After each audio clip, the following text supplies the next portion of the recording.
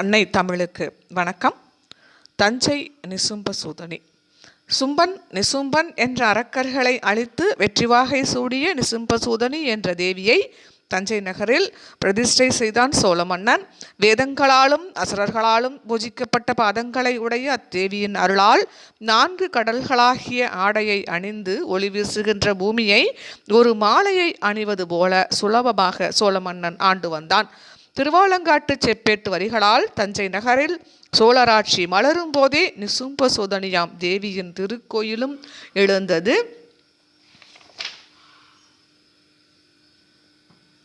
அன்னை பராசக்தி துர்க்கையாக, காளி தேவியாக பல்வேறு வடிவங்கள் பூண்டு தீமையின் உருவாக திகழ்ந்த அரக்கர்கள் பலரை வதம் செய்தால், தேவி துர்கா பரமேஸ்வரியாக இரத்தபீஜன் எனும் அரக்கனை அழித்த போது முதலில் நிசும்பனும் பின்னர் சும்பனும் தேவியுடன் போர் தொடுத்தனர். இருமாப்புடைய அரக்கர் இருவரையும் தேவி அழித்தாள். அப்போது அவள் பூண்ட வடிவமே நிசும்ப சூதனியாகும். நிசும்ப சூதனிக்காக விஜயாலய சோழன் எடுத்த திருமேனி தற்போது தஞ்சாவூர் கீழவாசலில் உள்ள வடபத்ரகாளி கோயில் எனும் திருக்கோயிலின் மூலஸ்தானத்தில் திகழ்கின்றது. நிசும்ப சூதனியின் திருவடிவம் பீடத்தின் மேல் அமர்ந்த நிலையில் ஒரு காலை தொங்கவிட்டு மற்றொரு காலை மடக்கிய வீராசன கோலத்தில் உள்ளது. 8 கரங்களில் சூலம், வில், மணி, கத்தி, பாசம், கேடயம், கபாலம் ஆகியவை திகழ்கின்றன. வலக்கையில் ஏந்தியுள்ள சூலத்தால் காலடியில் கிடக்கும் அரக்கர்களை வதைப்பதை போன்ற பாவனையில் தேவி திகழ்கின்றாள். இத்திருமேனிக்கு பாம்பிலான குசபந்தமும் தலையில் தடாபாரமும் உள்ளன. வலக்காதில் பிரேதகுண்டலமும் இடக்காதில் குலையும் அலங்கரிக்கின்றன. உடலில் சதையின்றி என்புருவாய் காணப்படுகின்றாள். வீரத்தின் திருவடிவமாக திகழும் இத்தேவியே தஞ்சை நகரத்தின் தாயாக திகழ்ந்து அருளுகின்றாள். பல்லவர்களின் பேரரசு வலிமையுடையதாக திகழ்ந்த போது தஞ்சை நகரில் திகழ்ந்த சிவாலயங்கள் 2 ஆகும். ஒன்று திருநாவுக்கரசரால் குறிப்பிடப்படும் தளிக்குளத்து மகாதேவர் ஆலயமாகும்.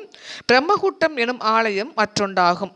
இவ்விரு திருக்கோயில்களும் ஸ்ரீ ராஜராஜேஸ்வரம் எடுக்க பெற்ற போது தஞ்சை நகரில் வழிபாட்டில் திகழ்ந்தன என்பதை ராஜராஜேஸ்வரத்து கல்வெட்டுகள் வாயிலாக அறிய முடிகிறது.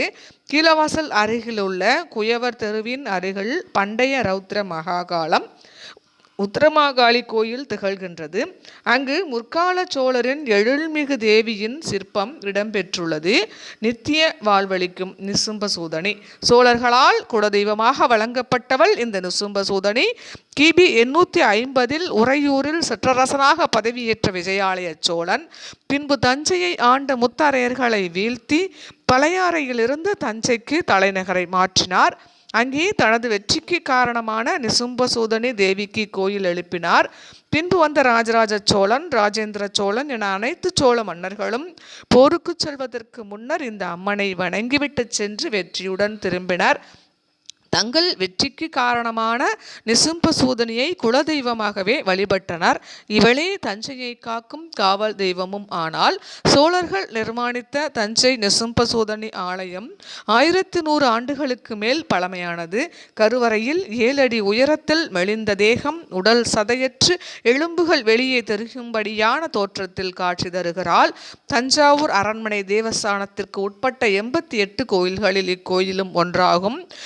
கோயிலுக்கு தொடர்ந்து 9 வாரங்கள் செவ்வாய்க்கிழமை அல்லது வெள்ளிக்கிழமை அல்லது ஞாயிற்றுக்கிழமை ராகு காலத்தில் வழிபாடு செய்தால் ராகுகேது தோஷங்களான தாரதோஷம், செவ்வாய் தோஷம், களத்திர தோஷம், திருமண தடை போன்றவற்றிற்கு நிவர்த்தி கிடைக்கும். இதேபோல் தொழில், வேலை போன்ற காரியத்தில் தடைகள் இருந்தாலும் தொடர்ந்து 9 வாரங்கள் செவ்வாய் அல்லது வெள்ளி அல்லது ஞாயிற்றுக்கிழமைகளில் சென்று வழிபட்டால் வேண்டுதல் நிறைவேறும்.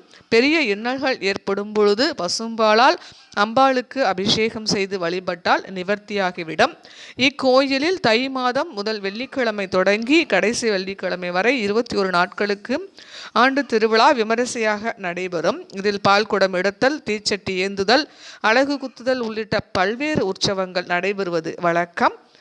இது அமைந்திருக்கும் இடம் தஞ்சாவூர் பழைய பேருந்து நிலையத்திலிருந்து குளவாசல் பகுதிக்கு சென்று பூமால் ராவுத்தர் கோயில் திரு வழியாக இக்கோயிலை சென்றடையலாம். தஞ்சாவூர் பழைய பேருந்து நிலையத்திலிருந்து ஏறத்தாழ 2 கிலோமீட்டர் தொலைவில் உள்ளது.